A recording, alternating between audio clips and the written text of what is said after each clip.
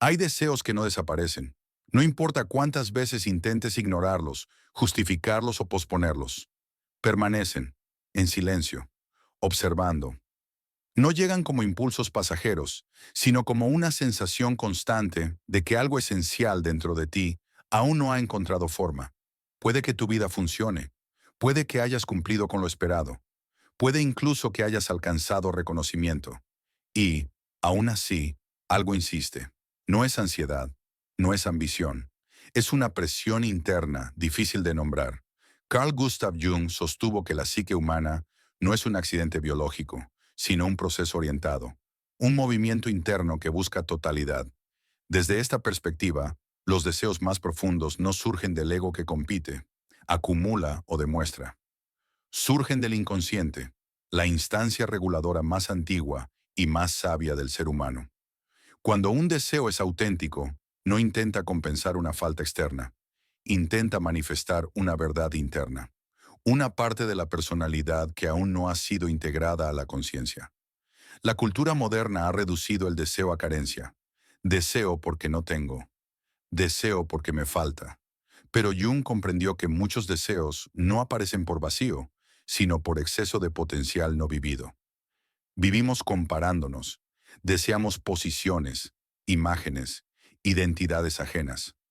Eso no es un llamado interior, es una reacción defensiva del ego frente al miedo de no pertenecer.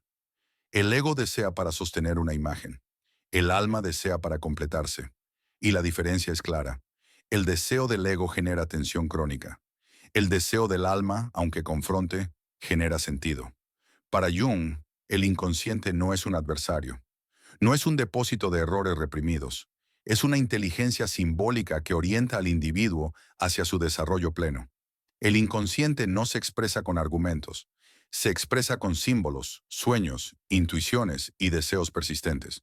Cuando un deseo retorna una y otra vez, no está pidiendo permiso social, está reclamando realidad psíquica.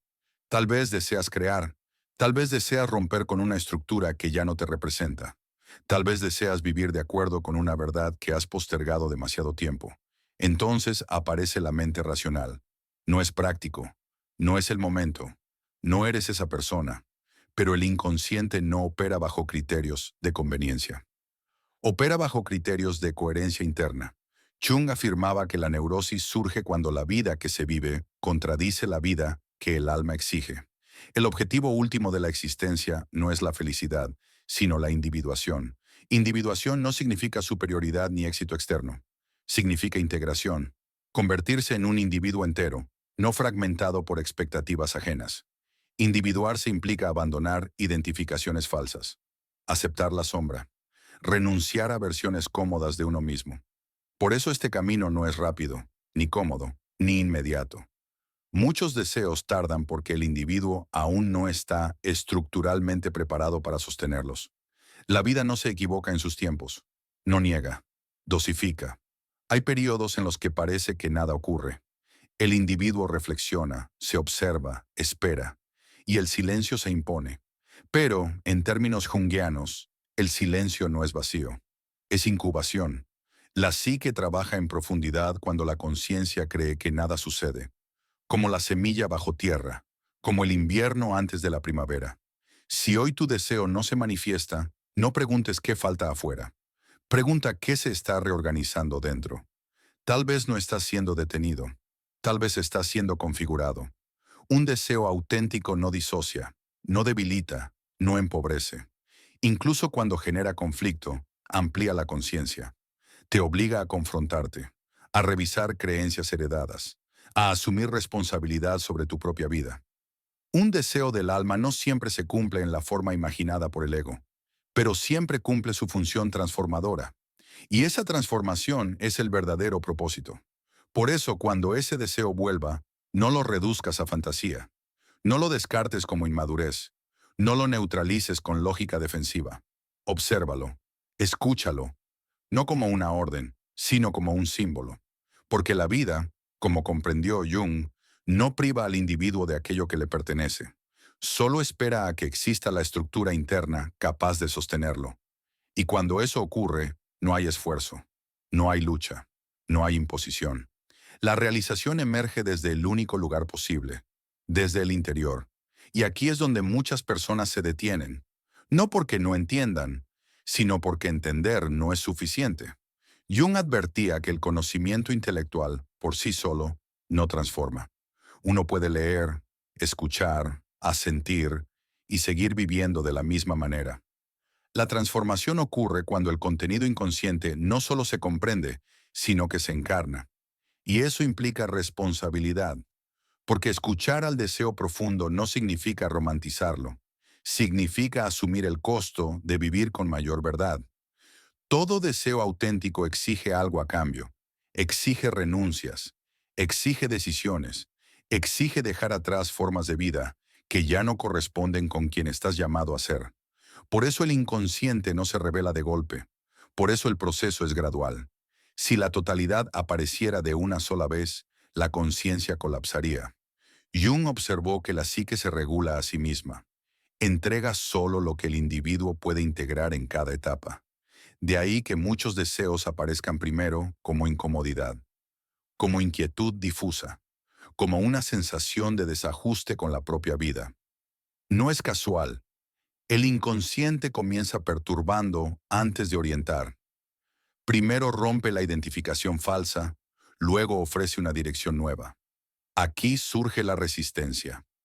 La mayoría de las personas no teme fracasar, teme cambiar, porque cambiar implica perder referencias, perder reconocimiento, perder la imagen que otros tienen de uno. Jung llamaba a esto la muerte simbólica del yo antiguo.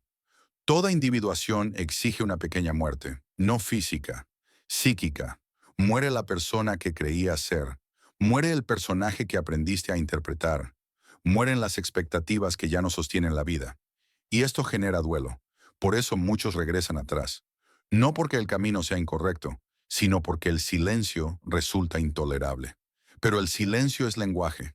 En el silencio, la psique reordena prioridades, desarma falsas metas, revela valores auténticos. Cuando el deseo vuelve después de ese silencio, ya no lo hace como fantasía. Vuelve como dirección. Y entonces algo cambia. No hay euforia, no hay promesas grandiosas. Hay sobriedad, una sensación interna de esto es.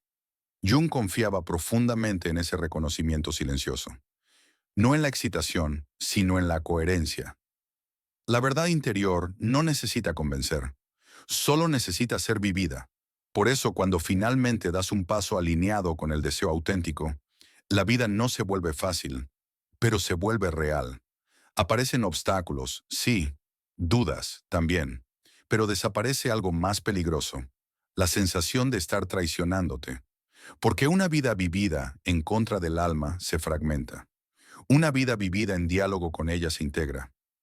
Jung no prometía felicidad, prometía sentido. Y el sentido es lo que permite atravesar incluso el sufrimiento sin desmoronarse.